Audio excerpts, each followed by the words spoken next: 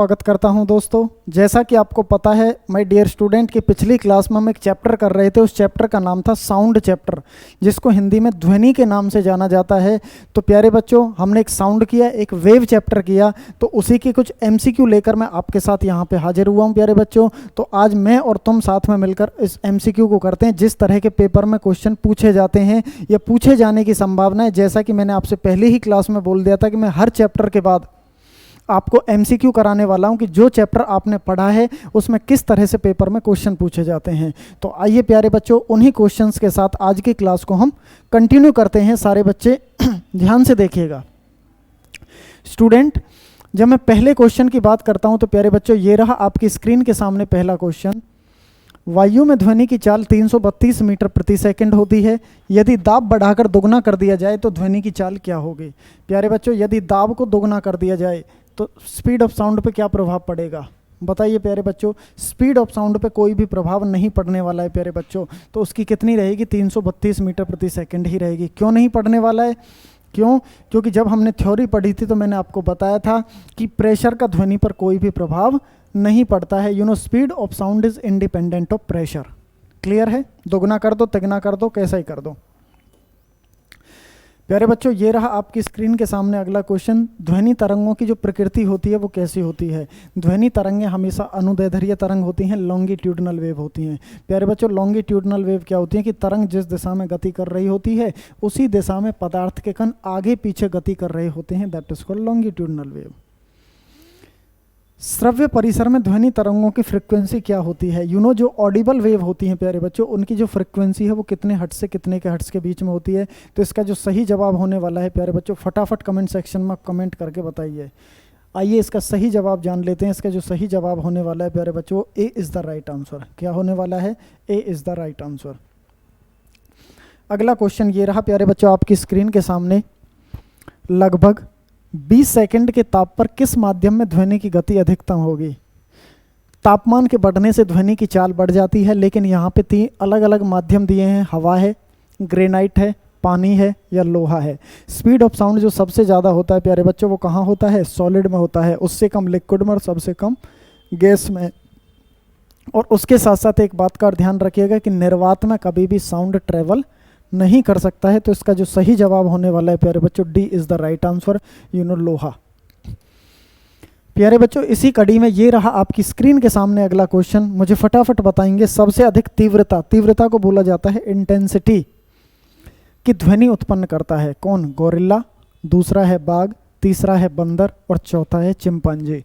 तो बताइए प्यारे बच्चों, इसका जो सही जवाब होने वाला है प्यारे बच्चों, इसका जो सही जवाब होगा वो होगा बाघ, टाइगर। अगला क्वेश्चन सिंपल क्वेश्चन है। जिन क्वेश्चंस को आप पहले पढ़ चुके हैं प्यारे बच्चों, वो सभी क्वेश्चंस यहाँ पे आ रहे हैं। ध्वनि के वेग का मान सबसे कम होता है प्यारे बच्चों। ध्वनि का वेग सबसे कम कहाँ होता है? ध्वनि का वेग सबसे कम कहाँ होता है? फटाफट बताइए। ठोस में, द्रव में, गैस में या पारे में? ध्वनि का वेग अभी बताया था कहाँ होता है? गैस में। So it mean C is the right answer.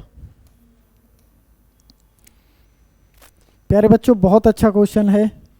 एक स्त्री की आवाज का पुरुष की आवाज से अधिक तीक्ष्ण मतलब कि पैना होने का क्या कारण है?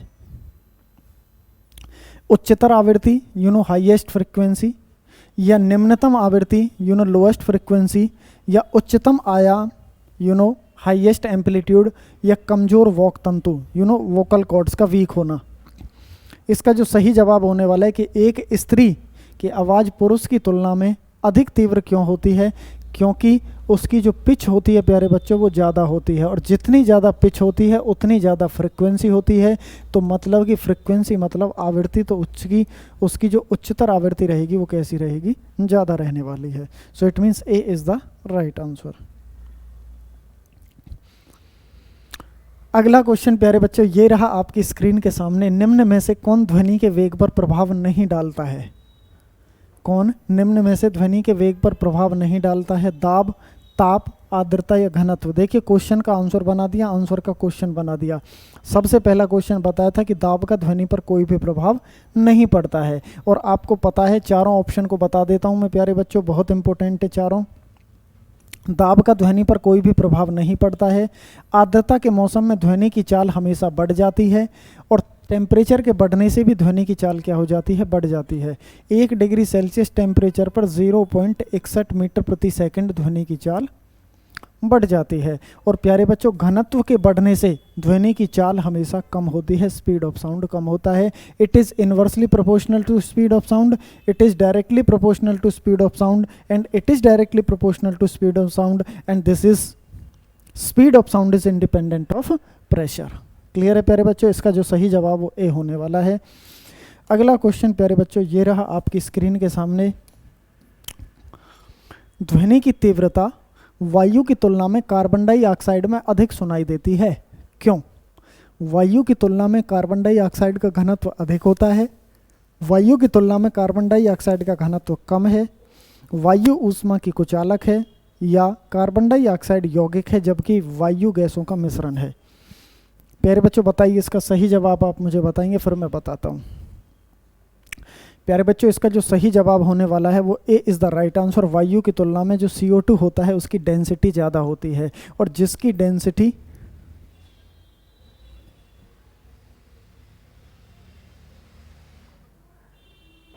वायु की तुलना में कार्बन डाइऑक्साइड का घनत्व कम होता है। प्यारे बच्चों, इसका जो सही जवाब होने वाला है वो क्या होने वाला है, बी।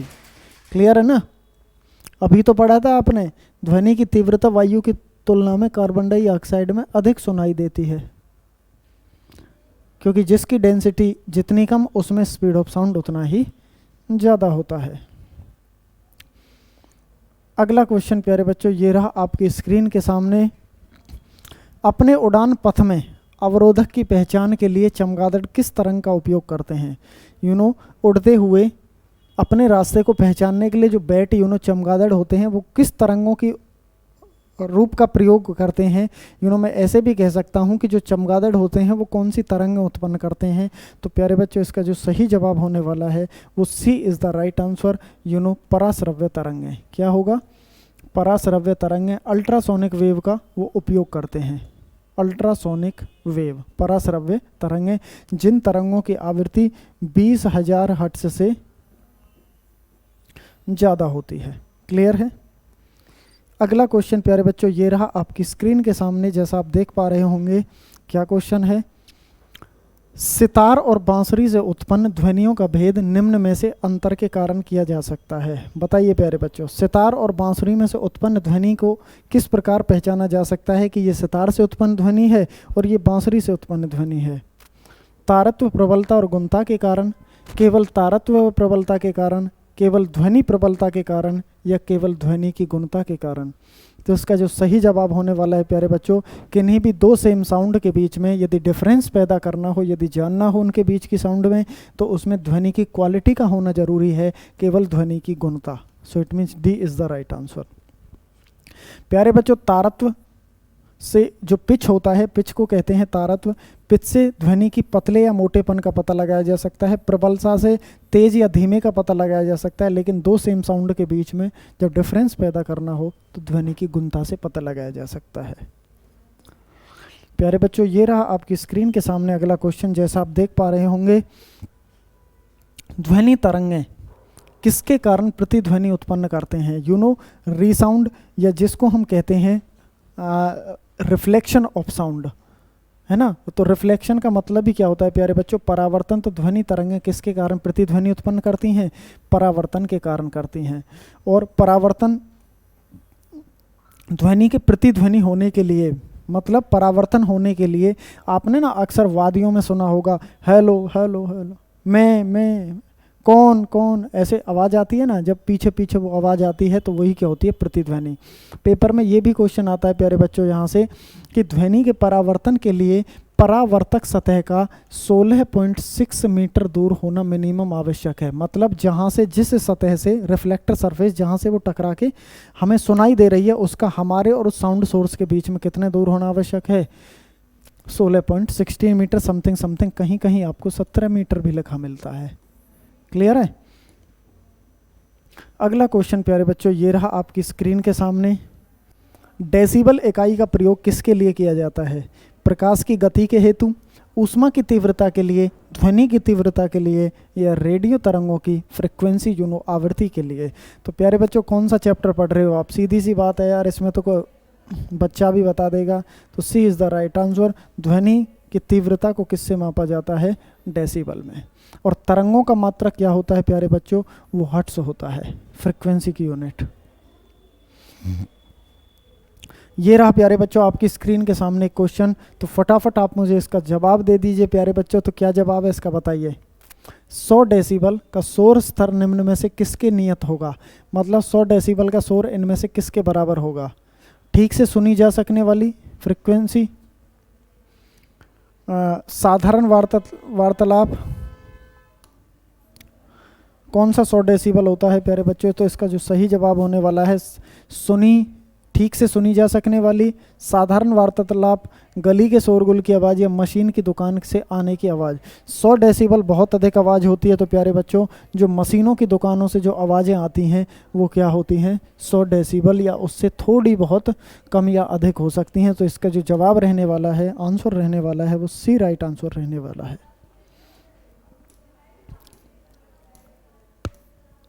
ध्वनि की चाल अधिकतम इनमें से किस में होगी? बताइए फटाफट। पढ़ चुके हैं ये। वायु में, निर्वात में, जल में या इस्पात में? प्यारे बच्चों छोड़ दो इसको, आसान है यार, बताइए। तो इसका जो सही जवाब होने वाला है सॉलिड, लिक्विड, गैस। सॉलिड में सबसे ज़्यादा होती है तो इस्पात में होने वाली है प्यारे बच्चों। अगला क्वेश्चन ये रहा आपकी स्क्रीन के सामने प्यारे बच्चों। ध्वनि तरंगें होती हैं वो एक अनुदैर्ध्य तरंग होती हैं। उसके अलावा ऑप्शन क्या क्या है? लंबवत या त्रियक होती हैं, या आंशिक लंबवत पार्शियल लंबवत होती हैं, पार्शियल त्रियक होती हैं, या कभी लंबवत होती हैं, कभी त्रियक। तो प्यारे बच्चों जो ध्वनि तरंगें होती हैं वो हमेशा मुख्य रूप से कैसी होती हैं? वो लंबवत होती हैं प्यारे बच्चों। A is the right answer.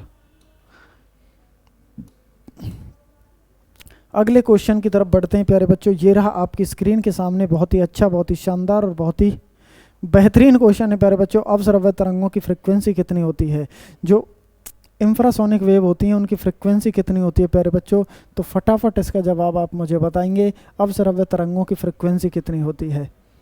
20 hertz से कम। कितनी होती है प्यारे बच्चों? 20 हर्ट्ज से कम होती है। अवश्रव्य तरंगों की फ्रिक्वेंसी कितनी होती है? 20 हर्ट्ज से कम होती है प्यारे बच्चों। अगला क्वेश्चन माय डियर स्टूडेंट, ये रहा आपकी स्क्रीन के सामने। जैसा आप देख पा रहे होंगे, पराश्रव्य वे ध्वनियाँ हैं जिनकी आवृत्ति होती है, कितनी होती है? 20 हर्ट्ज से अधिक, 20,000 हर्ट्ज से अधिक, 20,000 हर्ट्ज से अधिक होती है, या 10,000 हर्ट्ज से अधिक होती है, या उपरोक्त में से कोई नहीं, या 1,000 हर्ट्ज से अधिक होती है। तो सीधा सीधा सा क्वेश्चन दे दिया प्यारे बच्चों। तो इसका जो सही जवाब होने वाला है प्यारे बच्चों वो क्या होने वाला है? 20,000 हर्ट्ज से अधिक पराश्रव्य होती हैं, 20 हर्ट्ज से कम अवश्रव्य होती हैं, और श्रव्य तरंग ऑडिबल वेव 20 हर्ट्ज से 20,000 हर्ट्ज के बीच में होती हैं। प्यारे बच्चों ये रहा आपकी स्क्रीन के सामने अगला क्वेश्चन, आज का अंतिम क्वेश्चन। अंतिम है या इससे बाहर भी हैं? अच्छा और भी हैं अभी तो। ये रहा प्यारे बच्चों, श्रव्य परिसर में ध्वनि तरंगों की आवृत्ति क्या होती है? अरे अभी तो बताया है 20 हर्ट्ज से 20,000 hertz. A is the right answer, right. प्यारे बच्चों आज का अंतिम क्वेश्चन ये रहा आपकी स्क्रीन के सामने। ध्वनि तरंगों की प्रकृति कैसी होती है? ध्वनि तरंगें कैसी होती हैं प्यारे बच्चों? ट्रांसवर्स वेव होती हैं, लॉन्गिट्यूडनल वेव होती हैं, या विद्युत चुंबकीय EMW इलेक्ट्रोमैग्नेटिक वेव, या अपरगामी। देखो अनुप्रस्थ होती हैं, या अनुदैर्ध्य होती हैं, या विद्युत चुंबकीय तरंग होती हैं। अनुप्रस्थ को ट्रांसवर्स, दिस इज लॉन्गिट्यूडनल। बताइए प्यारे बच्चों ध्वनि तरंगों की जो ध्वनि तरंगें जो वेव होती हैं, जो ध्वनि तरंग होती हैं वो कैसी होती हैं? इनको चलने के लिए माध्यम की आवश्यकता होती है। तो इनमें से किसको चलने के लिए माध्यम की आवश्यकता होती है प्यारे बच्चों? तो इसका सही जवाब आप मुझे कमेंट सेक्शन में कमेंट कर दीजिएगा, क्योंकि हर बार मैं यही करता हूं कि आपका अंतिम क्वेश्चन केवल आपके लिए होता है, उसके बारे में मैं नहीं बताने वाला। अगले अगर कोई डाउट आता है तो अगली क्लास में फिर मैं वो आपके साथ शेयर कर लेता हूं। तो प्यारे बच्चों आज की क्लास में केवल इतना ही था। तो हमने जितने भी साउंड में मुख्य रूप से MCQ हमने आज की क्लास में किए थे, ऐसी ही एक अगली बहुत ही अच्छी क्लास लेकर, एक नया कंसेप्ट लेकर, एक नया टॉपिक शुरू करेंगे, और उस टॉपिक को ख़त्म करने के बाद फिर उसी टॉपिक के हम MCQ करने वाले हैं जो प्रीवियस ईयर क्वेश्चंस में क्वेश्चन पेपर में पूछे गए हैं या पूछे जाने की संभावना है। तो दोस्तों ये सीरीज बहुत ही शानदार चल रही है प्यारे बच्चों, इसका भरपूर फ़ायदा उठा रहे होंगे ऐसी मैं उम्मीद करता हूँ। दोस्तों अपने साथ साथ दूसरों का भी भला करिए। मैं बार बार इस वजह से कहता हूं क्योंकि जब हम दूसरों का भला करते हैं तो अपना खुद पे खुद भला हो जाता है। ज़्यादा से ज़्यादा इस वीडियो को शेयर करिए, लाइक करिए और कमेंट सेक्शन में कमेंट ज़रूर करिएगा, क्योंकि आपके कमेंट से, आपके शेयर से, आपके लाइक से और आपके जो भी चीज़ आप करेंगे तो हमारा मोटिवेशन बढ़ता है, हमारा उत्साह बढ़ता है। दोस्त आपको तो लाइक ही करना है ना, लेकिन हमारा लाइक अपने आप हो जाता है दोस्त। तो अगली क्लास में फिर इसी अंदाज में आपसे मुलाकात होगी। तब तक के लिए आप सभी का हमसे जुड़ने के लिए बहुत बहुत आभार, बहुत बहुत शुक्रिया। अगली क्लास में फिर आपसे मिलते हैं। Okay, bye bye, love you all student.